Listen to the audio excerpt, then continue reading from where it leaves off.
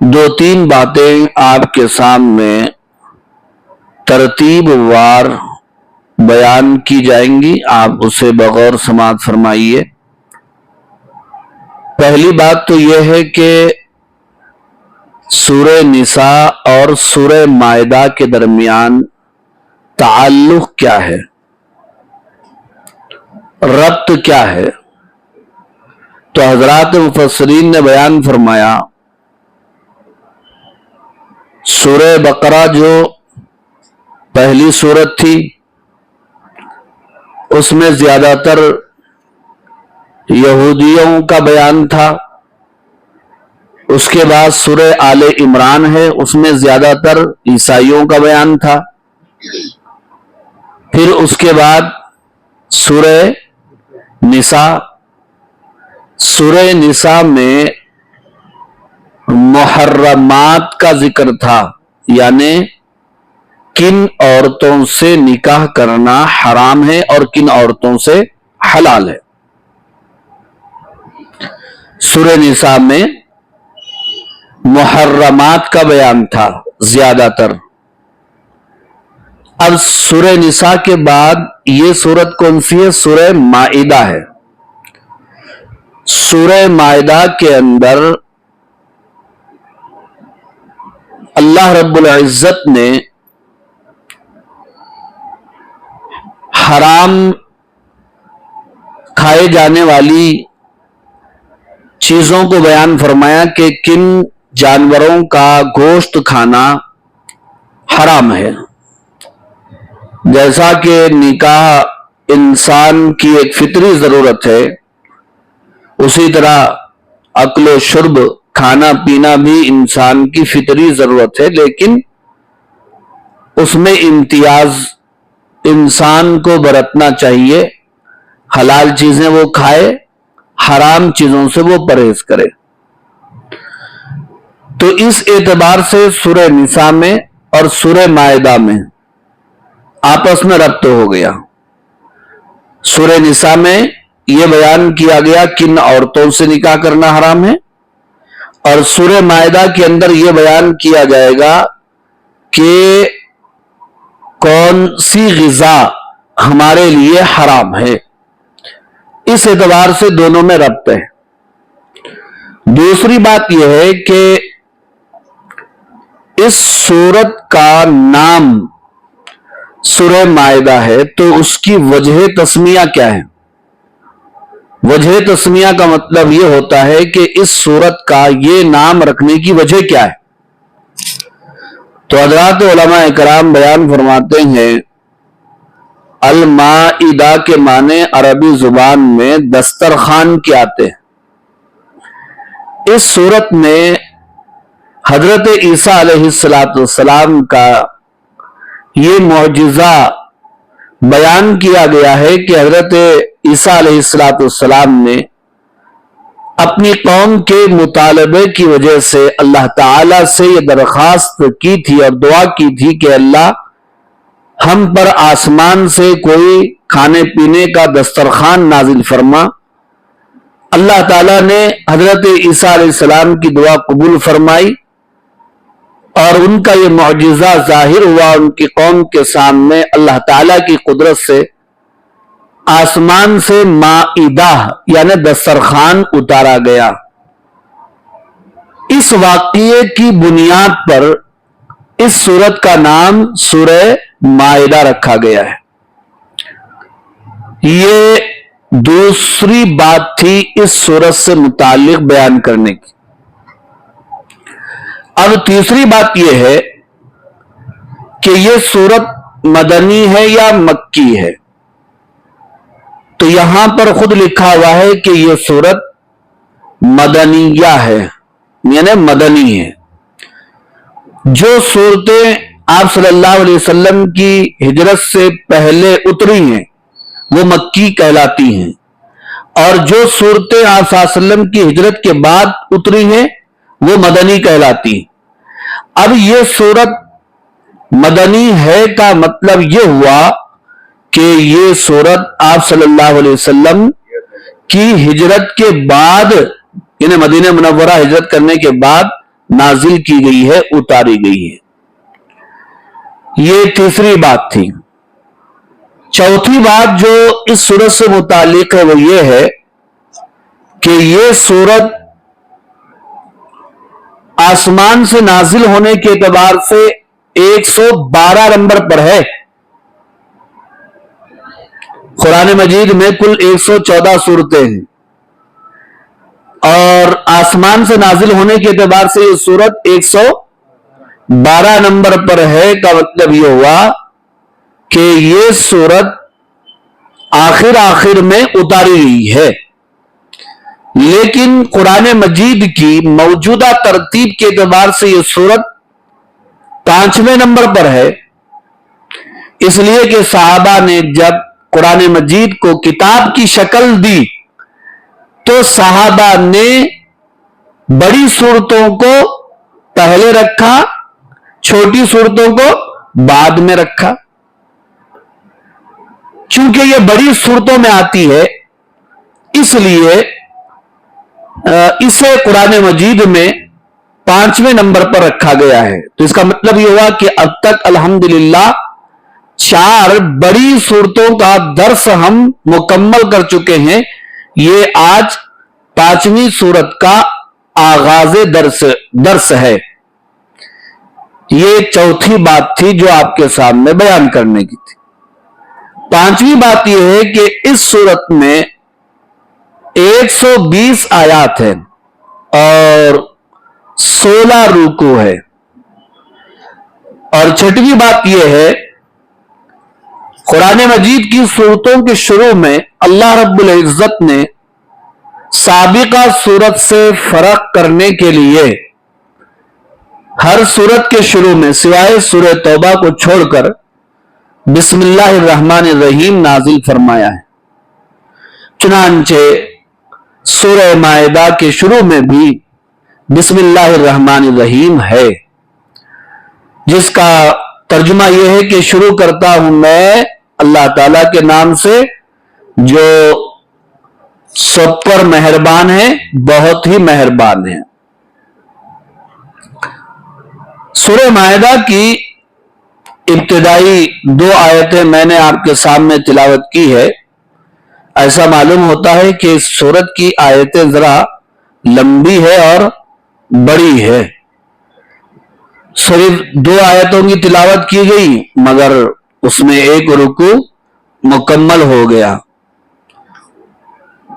ان دونوں آیتوں میں سے پہلی آیت کریمہ میں اللہ رب العزت نے 2 باتیں بیان فرمائی ہیں۔ پہلی بات تو اللہ نے یہ حکم دیا ایمان والوں کو کہ اپنے عقود کو یعنی عہد و پیمان کو پورا کرو، اور دوسری بات جو اس آیت میں بیان کی گئی ہے وہ یہ ہے کہ تمہارے لیے پالتو جانور اور اسی طرح مویشی حلال کیے گئے ہیں، صرف وہ حرام ہیں جس کو قرآن مجید میں حرام کہا گیا، بقیہ سب حلال ہیں۔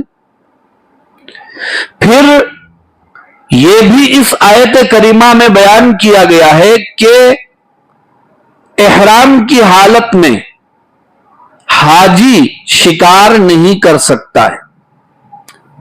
یہ 2 باتیں سورہ مائدہ کی ابتدائی آیت کریمہ میں بیان کی گئی ہیں، اور اس سورت کا آغاز یوں ہو رہا ہے، یا ایھا الذین آمنو، اے ایمان والو، اوفو بالعقود،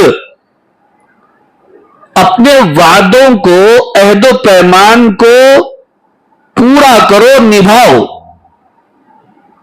عقود عقدن کی جمع ہے، اور عقدن کے معنی آتے ہیں گھاٹی مارنا، گرہ لگانا۔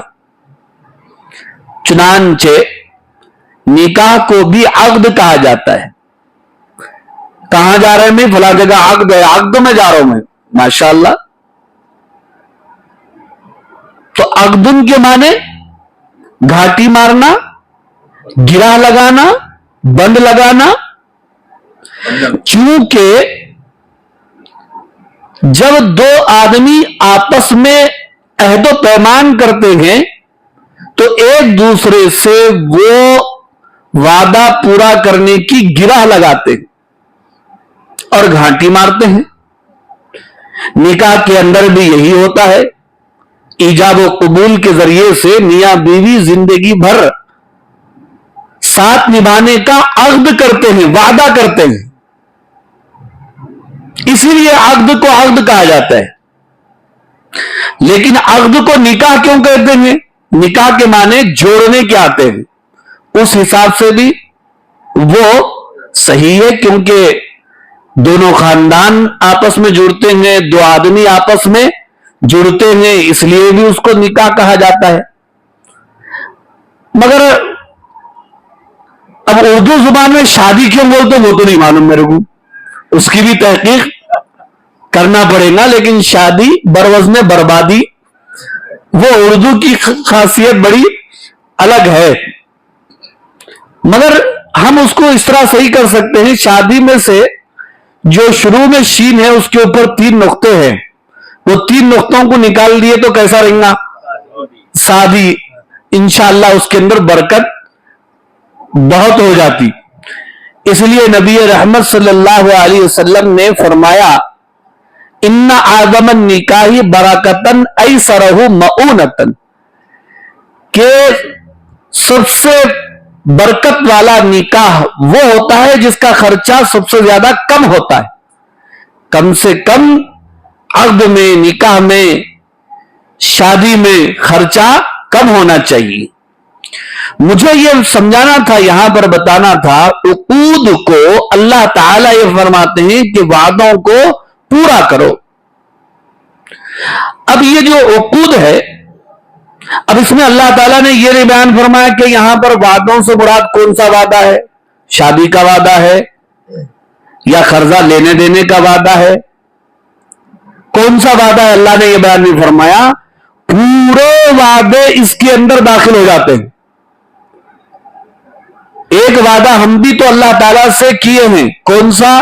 کلمہ پڑھ کر لا الہ الا اللہ محمد الرسول اللہ، اس میں ہم نے اللہ تعالیٰ سے وعدہ کیا ہے، اے اللہ ہم حکم آپ کا مانیں گے اور طریقہ آپ کے نبی کا اپنائیں گے۔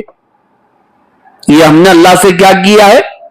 وعدہ کیا ہے۔ راج اللہ کا، رواج محمد الرسول اللہ کا صلی اللہ علیہ وسلم۔ تھوڑا آپ لوگ بھی چاہ کو چوبند ہو کر کے بیٹھو بھائی۔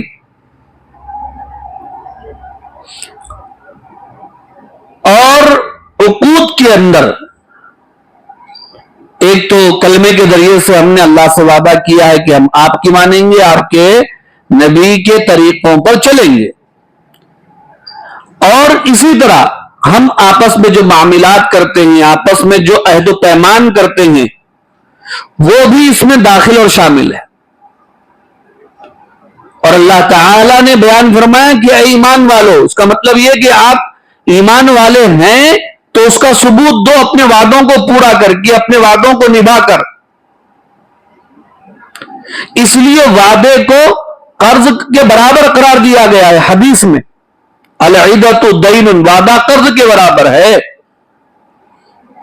اور منافق کی جو 4 علامتیں بیان کی گئی، اس میں ایک علامت یہ بھی بیان کی گئی ہے کہ منافق وعدے کی خلاف ورزی کرتا ہے۔ یا ایھا الذین آمنوا، اے ایمان والو، اوفوا بالعقود، تم اپنے وعدوں کو نبھاؤ، پورا کرو۔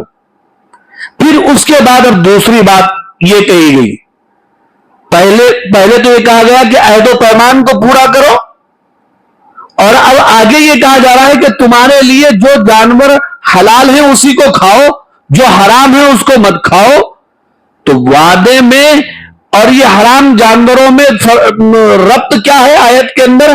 ربط یہ ہے کہ اللہ نے جو بیان فرمایا کہ وعدوں کو پورا کرو، تو یہ وعدہ پہلے نبھاؤ کہ حرام نہ کھاؤ گے، صرف حلال کھاؤ گے، یہ وعدہ پورا کرو۔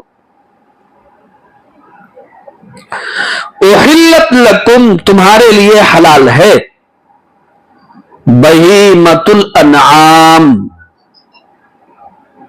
چوپائے مویشی، انعام کہتے ہیں پالتو جانور جو گھروں کے اندر پالے جاتے ہیں، اور بہیمہ کہتے ہیں چارہ کھانے والے جانور، گھاس پھوس کھانے والے جانور، چاہے وہ گھر کے ہو جنگل کے ہو۔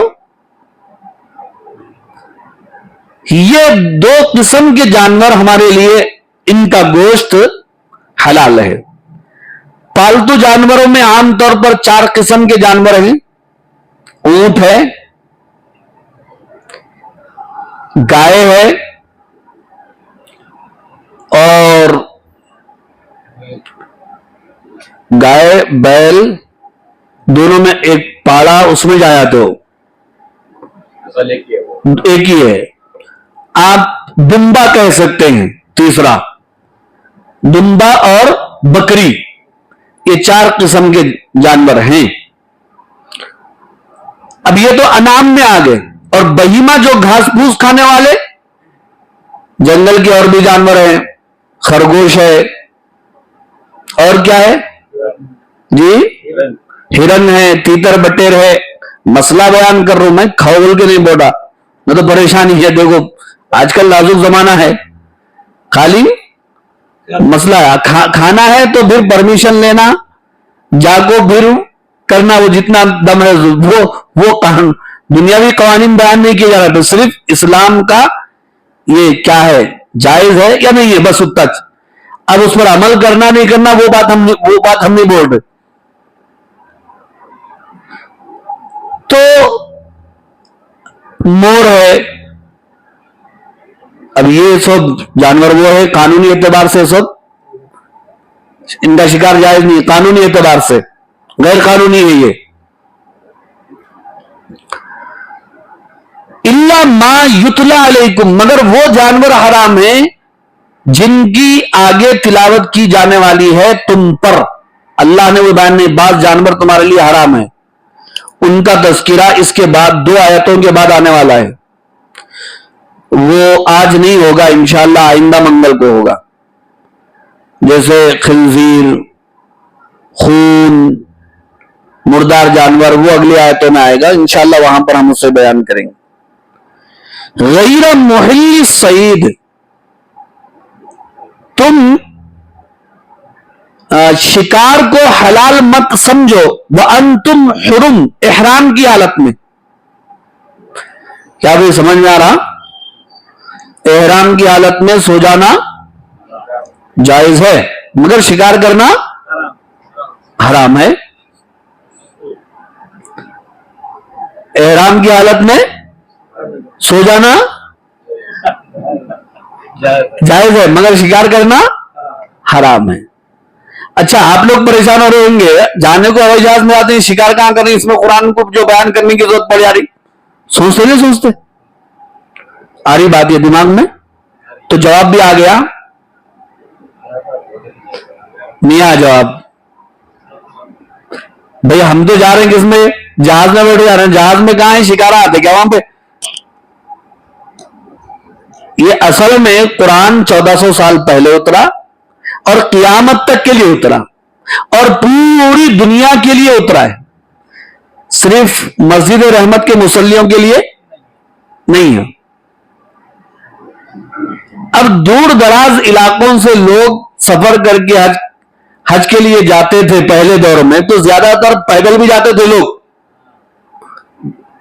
اور جب لوگ پیدل نکلتے ہیں وہ زمانے میں کانٹے سے دھابے، ہوٹلا تھے، توشے میں لگے تو وہ رہتے تھے توشے۔ اب کیا کرنا پڑتا مجبوری میں؟ شکار کرنا، ان کو کھانا پڑتا تھا، اس لیے وہ مسئلہ بیان کیا گیا، احرام کی حالت میں شکار کرنا حرام ہے۔ چنانچہ جب لوگ احرام باندھتے ہیں تو حاجیوں کو تربیت دی جاتی ہے تو چند چیزیں احرام کی حالت میں جائز نہیں ہیں، جیسے خوشبو لگانا، بال کاٹنا، ناخن کاٹنا، سلے ہوئے کپڑے پہننا، اور میاں بیوی کا ایک دوسرے سے قربت کرنا، اور اسی طرح شکار کرنا، یہ چیزیں سب احرام کی حالت میں جائز نہیں ہے۔ چہرہ ڈھانپنا، مردوں کے لیے چہرہ اور سر ڈھانپنا جائز نہیں ہے احرام کی حالت میں، اور عورتوں کے لیے صرف چہرہ ڈھانپنا جائز نہیں ہے، سر تو ڈھانپے گی وہ۔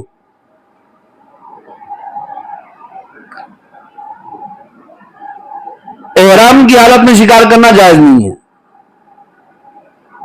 نہ حرم کا شکار کرے نہ حرم کے باہر کا شکار کرے، لیکن جب احرام کی حالت سے ہم نکل جاتے ہیں تو اس کے بعد شکار کر سکتے نہیں کر سکتے؟ بولو بھائی، کر سکتے، مگر کہاں کا شکار؟ حرم کا شکار نہیں۔ ہاں، حرم کے اندر کا اگر کوئی جانور ہے تو اس میں نہیں کر سکتے، اگر کرنا ہے تو باہر کا کر سکتے۔ جی ایسا ہے، میں وہی بات بول رہا ہوں نا، پورا آپ نوٹ کر کے رکھو، جو آپ کو ڈاؤٹ آ رہا نا، وہ پہلے دور میں مکے میں اتنی آبادی نہیں تھی، اب تو سٹی بن گیا نا، تو وہاں پر بہت سارے جانور پھرتے تھے۔ وہاں پر حرم حرمت والی جگہ، وہاں کا گھاس بھی آپ اکھاڑ نہیں سکتے، وہاں گری پڑی چیز بھی آپ اٹھا نہیں سکتے، کیس ہو جاتا آپ کو، شریعت کا وہی حکم ہے، چھوڑ دو اس کو۔ ان اللہ یحکم ما یرید، بے شک اللہ تعالی حکم دیتے ہیں جو وہ چاہتے ہیں، اور اللہ جو چاہتے ہیں اس میں بندوں کی مصلحت ہوتی ہے، حکمت ہوتی ہے، اور بندوں کا کام ہے اللہ کے حکم